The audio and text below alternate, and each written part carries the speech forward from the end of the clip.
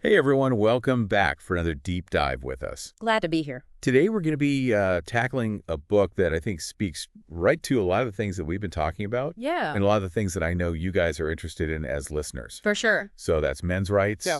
the red pill philosophy, and really understanding these shifts that are happening in our society. Absolutely. So the book we're looking at today is The Fading Divide, A Masculine Perspective by Conrad Riker. It's, yeah, a very interesting book. It is, Yeah. and I think it brings a fresh angle to the table.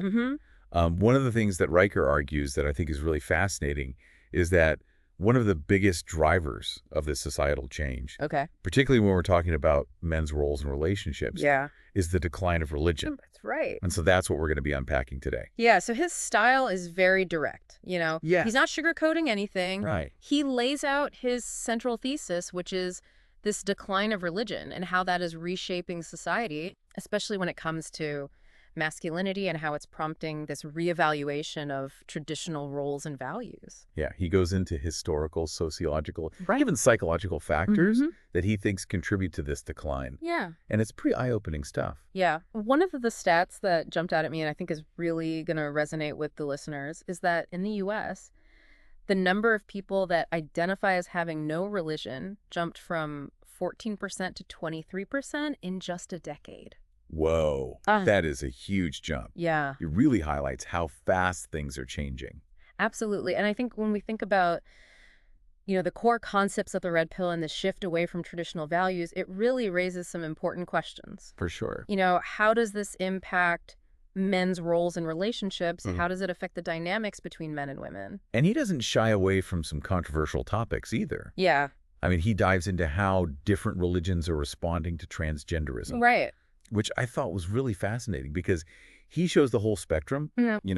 From acceptance to restriction. Exactly. And I think it's really important to remember that he's not advocating for one side or another. Right. He's really just trying to lay out the landscape of the different viewpoints. Right, and make people aware of them, Yeah. which I think is so crucial in these conversations that often just get so oversimplified. Yeah, for sure. Just like this side or that side. And it's much more nuanced than that. Absolutely. And what I think is really thought-provoking about this is that it makes you think about how these varying stances, even within religion, challenge traditional gender roles, Right. which is something that's constantly being debated within the red pill community. For sure.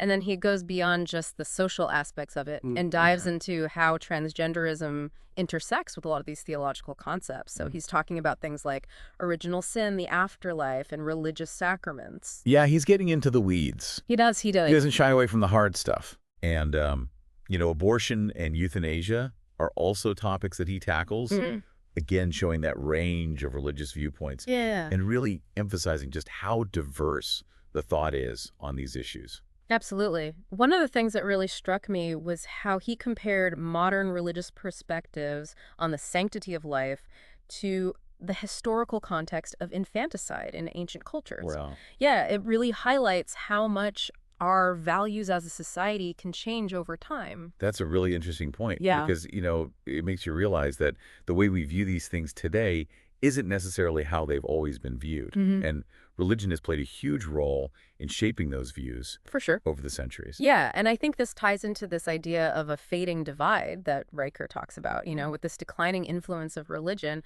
Are we seeing this shift away from absolute moral truths towards a more relative view of morality? So basically, right and wrong become more fluid, Mm-hmm. more open to interpretation, which can be kind of unsettling. Yeah, especially for people who are looking for, clear-cut answers, Exactly. black and white. And this really leads into one of the central themes in the book, Okay. which is the death of a literal God. Okay, now, before anyone freaks out, Right. he's not saying that God doesn't exist. Right. He's more exploring the idea that the concept of a literal God who intervenes in our lives Yeah. is fading. Right. It's like that watchmaker God idea Yeah. that was so prevalent for centuries is losing its grip on society. He even brings in Nietzsche's famous quote, "God is dead." Wow. But he uses it as a way to frame this larger question. Okay. What does a world without a literal God look like? Yeah, What happens to our sense of meaning, our purpose, right. in a world where that traditional framework is gone? It's a question that I think resonates really deeply, Right. especially for those who are trying to find their place in a world that feels increasingly secular For sure. and uncertain. If that framework's gone, what do we replace it with? Exactly. And that's where his exploration gets really interesting. Okay. He suggests that as this belief in a literal God fades, people are searching for meaning in other places. Makes sense. Some people are turning inward, Hmm. focusing on self-discovery and personal growth, Yeah. which is a key concept in a lot of different philosophies, Sure. including the red pill. That makes a lot of sense. If the old structures are crumbling, maybe it's time to build new ones. Yeah. Structures that are more aligned with our own values and our own experiences. It's about taking control Mm-hmm. of your own life, Yeah. defining your own purpose. Right. And he even touches on this idea of covert contracts, Interesting. which is obviously a big topic in the red pill community. It's huge. He doesn't use that term directly, Okay. but he talks about the unspoken agreements Yeah. that shape our relationships and how those agreements are being renegotiated Yeah. in a more secular world. It's so interesting because it suggests that even if we're not consciously aware of it, we're all operating within these covert contracts. Yeah. And as the world changes, those contracts need to change too. Absolutely. And that's where I think things can get really tricky Okay. because renegotiating those contracts requires a lot of self-awareness, Yeah. honesty, and communication. Yeah, it's not easy. It's not easy, but it's necessary if we want to build, healthy and fulfilling relationships Right. in a world that's so different from the one that our parents and grandparents lived in. For sure. Things have changed so rapidly. It feels like we're living in a time where those contracts are being challenged and rewritten Yes. on like a societal level too.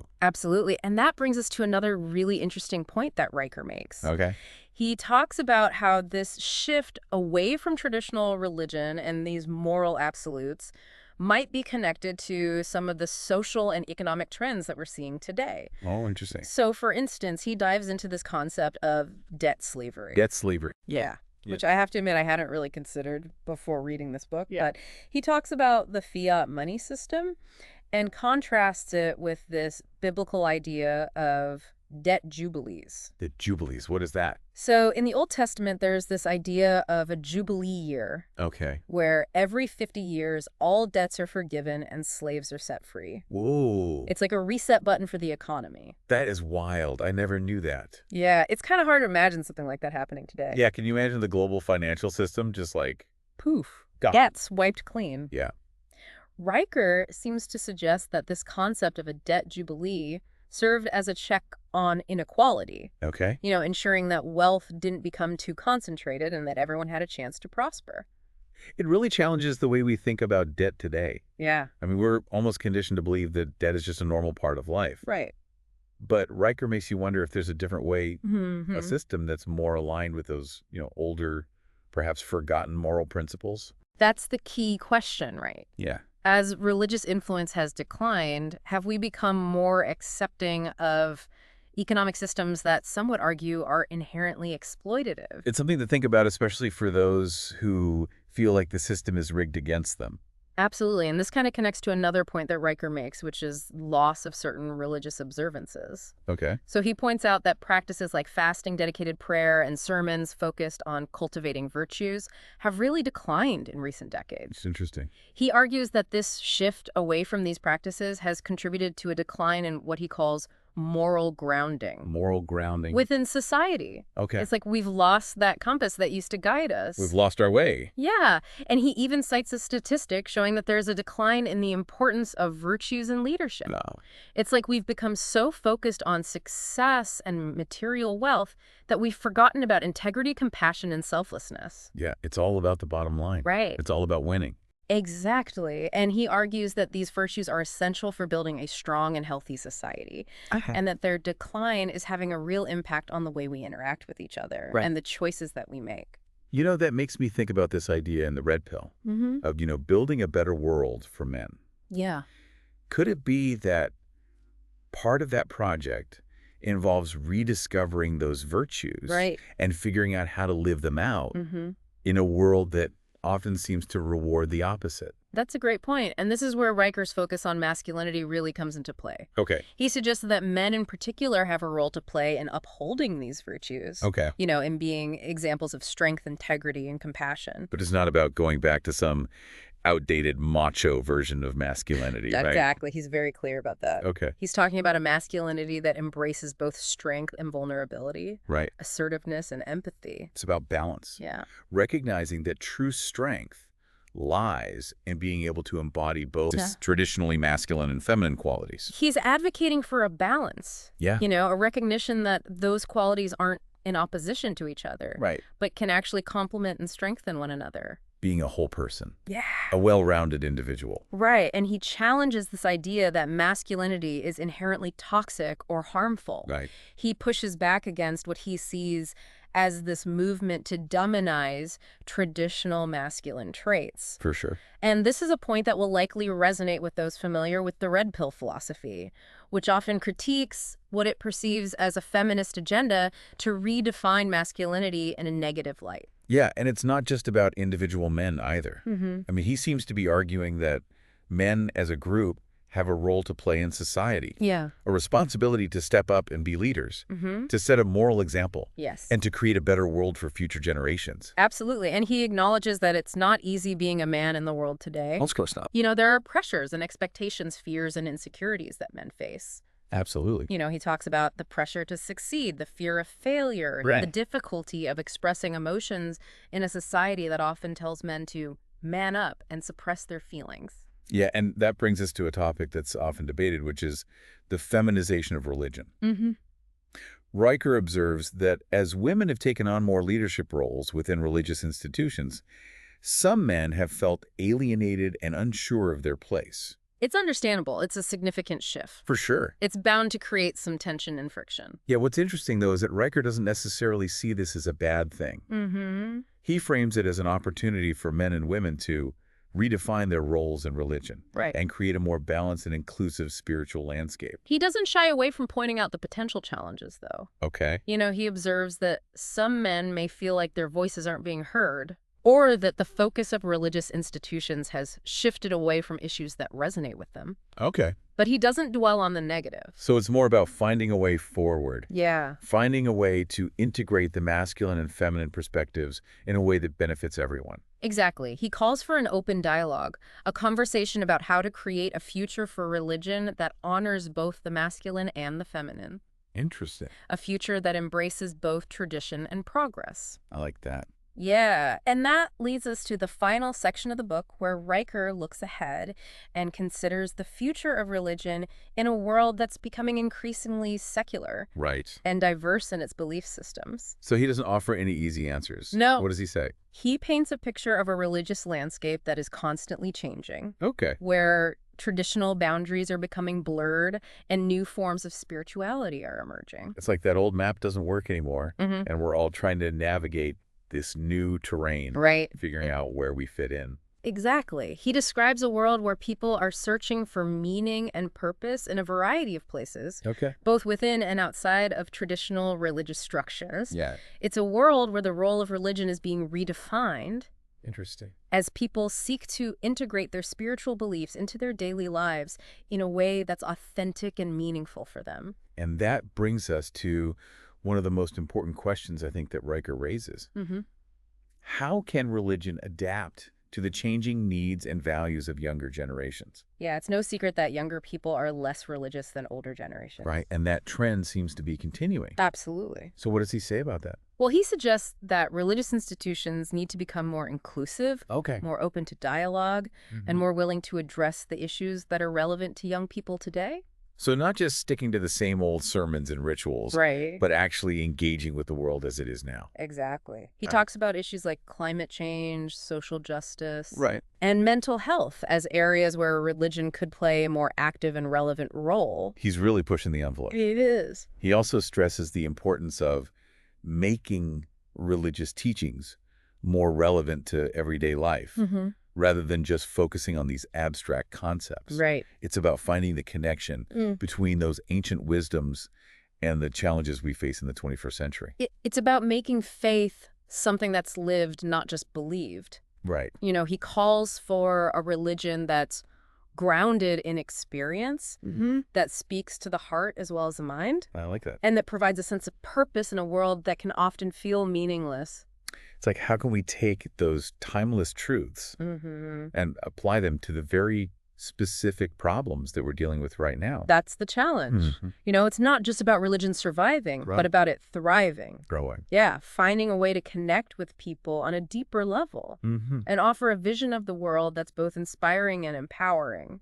So it's not about blind faith or dogma, Right. but about asking tough questions, seeking truth, Yeah. and finding ways to live a more meaningful and fulfilling life. And that's something we can all get behind regardless of our religious beliefs. Absolutely. Mm. I think at the end of the day, we all want to feel like our lives have purpose and meaning. And whether we find that through religion or through other avenues, it's a journey worth taking. Absolutely. Yeah, it feels like we're at a point in time where those contracts are being challenged and rewritten Definitely. on a much larger scale. Yeah.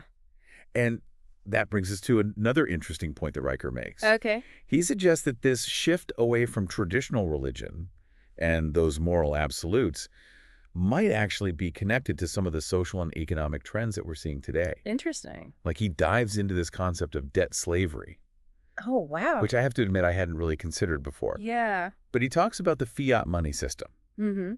and contrasts it with this biblical idea of debt jubilees. Debt jubilees. So Yeah. what are those? So in the Old Testament, there was this idea of a jubilee year. Okay. And basically every 50 years, all debts were forgiven and slaves were set free. Whoa. Yeah, it was like a total reset for the economy. It's kind of hard to imagine that happening today. It isn't it? Can you imagine like the global financial system just gone? Debts wiped clean. Oof. It would be a radical shift. It would. Riker seems to be suggesting that this concept of a debt jubilee really served as a way to check inequality, Okay. making sure that wealth didn't become too concentrated Right. and that everybody had a chance to prosper. It really challenges the way we think about debt today. For sure. I mean, we're practically raised to believe that debt is just a normal part of life. It's unavoidable. But Riker makes you wonder if there's another way, Yeah. a system that's more aligned with, those older, maybe forgotten moral principles. It's a good question. As religious influence has declined, have we become more accepting of economic systems that some might say are exploitative? Right. And it makes you think about where we're headed. It does. And that connects to another point that Riker makes, which is this loss of certain religious observances. Okay. He points out that things like fasting, dedicated prayer, and sermons that focus on cultivating virtues have declined in recent decades. He argues that this shift away from those practices has actually contributed to a decline in what he calls moral grounding within society. Moral grounding. Yeah, like we've lost that compass that used to guide our actions and decisions. We've lost our way. It seems like it sometimes. Yeah. And, he even cites a statistic that shows a decline in the importance of virtues in leadership. Oh, wow. It's like we've become so focused on success and material wealth that we've forgotten about things like integrity, compassion, and selflessness. Yeah, it's all about the bottom line. Winning at all costs. Exactly. And Riker argues that these virtues are actually essential for building a strong and healthy society. You're right. And that their decline is having a real impact on how we relate to each other Yeah. and the choices we make. It's affecting everything. It makes me think about this idea in the red pill community of building a better world for men. Could it be that part of that project involves rediscovering these virtues Yeah. and figuring out how to live them out Right. in a world that seems to often reward the opposite? That's a great point, and I think this is where Riker's focus on the masculine perspective really comes in. Okay. He suggests that men in particular have a role to play in upholding those virtues. Okay. Being examples of strength, integrity, and compassion. It's not about going back to some outdated macho version of masculinity. No, not at all. Okay, good. He's very clear about that. Because I think there's a lot of fear around that. Yeah. What kind of masculinity is he talking about? He's talking about a masculinity that embraces both strength and vulnerability, Okay. assertiveness and empathy. It's about finding that balance. Absolutely. Recognizing that true strength lies in being able to embody both, the traditionally masculine and feminine qualities. Right. He's advocating for balance. Yeah. Recognizing that those qualities aren't in opposition to each other. Right. but they can actually complement and strengthen one another. Yeah, it's about being a whole person. Exactly. A well-rounded individual. And he challenges this idea that masculinity is inherently toxic or harmful. Which is something that we hear a lot these days. We do. It's interesting. He pushes back against what he sees as this movement to demonize traditional masculine traits. And I think this will definitely resonate with people familiar with the red pill philosophy. For sure. Because there's that critique of what's perceived as a feminist agenda to redefine masculinity. It's in a negative light. Yeah. Exactly. And it's not just about individual men, right? Mm-hmm. I mean, he seems to be saying that men as a group have a specific role to play in society. Yeah. Like a responsibility to step up and be leaders. To set a good example. Yeah. To create a better world for future generations. And he acknowledges that it's not easy to be a man in the world today. Right. You know, there are pressures and expectations, fears and insecurities that men face. Yeah, I mean, the pressure to succeed, the fear of failure, the difficulty of expressing emotions in a society that often tells men to just man up, suppress their feelings. And that brings us to a topic that often causes a lot of debate. Okay. The feminization of religion. So Riker observes that as women have taken on more leadership roles within religious institutions, some men have felt alienated, unsure of their place. It's a big change. It is a significant shift, and it's bound to cause tension and friction. For sure. But what's interesting is that Riker doesn't see this as a bad thing. He frames it as an opportunity for men and women to redefine their roles in religion and to create a more balanced and inclusive spiritual landscape. He doesn't shy away from the challenges, though. Okay, what does he say about that? Well, he acknowledges that some men may feel like their voices aren't being heard, or that the focus has shifted away from issues that resonate with them. Makes sense. But he doesn't dwell on the negative. It's about finding a way forward. Exactly. A way to integrate those masculine and feminine perspectives in a way that benefits everyone. Right. And he calls for an open dialogue. A conversation about how to create a future for religion that honors both the masculine and the feminine. Interesting. A future that embraces both tradition and progress. I like that. Yeah. And that leads us to the final section of the book, where Riker really looks ahead and considers the future of religion in a world that's becoming increasingly secular and diverse in its belief systems. Right. So what does he see? Does he have any easy answers? He doesn't. He paints a picture of a religious landscape that is constantly changing. Yeah. Where those traditional boundaries are becoming blurred and new forms of spirituality are emerging. Like the old map just doesn't work anymore. And we're all trying to figure out how to navigate this new terrain. Exactly. He describes a world where people are searching for meaning and purpose in a variety of places, both within and outside of those traditional religious structures. It's definitely a changing landscape. Yeah. And he says that the role of religion is being redefined as people are seeking to integrate their spiritual beliefs into their daily lives in a way that's authentic and meaningful to them. Yeah, it feels like there's a lot more emphasis on personal experience. For sure. And finding what resonates with you individually. Absolutely.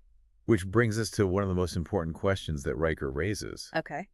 How can religion adapt to the changing needs and values of younger generations? It's a big question. It is, and it's no secret that younger people are less religious than older generations. Right. And that trend seems to be continuing. Yeah.